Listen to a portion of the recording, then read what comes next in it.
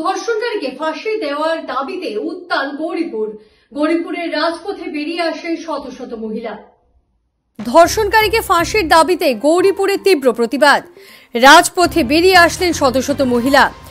প্রতিবাদী মিছিল বেরিয়ে আরজিকর হাসপাতাল এবং ধিঙে হওয়া ধর্ষণ কাণ্ডের দোষীকে ফাঁসি দেওয়া না হলে মহিলাদের হাতে তাকে তুলে দেওয়া হয়, এই প্রতিবাদ জানান মহিলারা। গৌরীপুরের রাজপথ উত্তপ্ত পরিস্থিতি। ধর্ষণকারীকে কঠোর শাস্তি এবং নারী সুরক্ষা সুনিশ্চিত করতে সরকারের প্রতি কঠোর আহ্বান জানান তারা। সুরক্ষা সুনিশ্চিত কৰিব লাগে আৰু সবকে ডাঙৰ অপৰাধীক এনেকুৱা শাস্তি দিব লাগে যেটো আমাৰ দৃষ্টান্তমূলক হৈ থাকে। দৃষ্টান্তমূলক এটা শিক্ষা দিব লাগে যেটো চাই আমাৰ আৰু কোনেও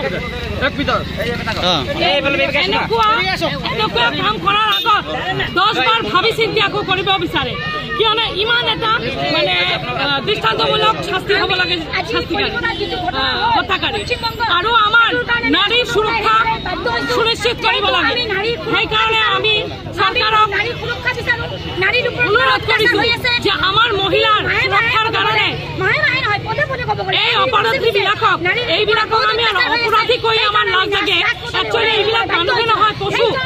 এই পশুবিলাকক উচিত শিক্ষা দিব লাগে যাতে আমাৰ মানে পিছত যদি আৰু কোনোবাই এনেকুৱা কিবা এটা ভাবে 10 বাৰ ভাবিব, তাৰপিছতে এইটো কামটো কৰাৰ কাৰণে চিন্তা কৰিব।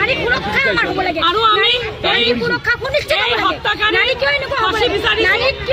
এনেকে আমাৰ মহিলাৰ অধিকাৰ আছে যে আমি মুক্ত হৈ আমি ঘূৰি ফুৰিব পাৰো।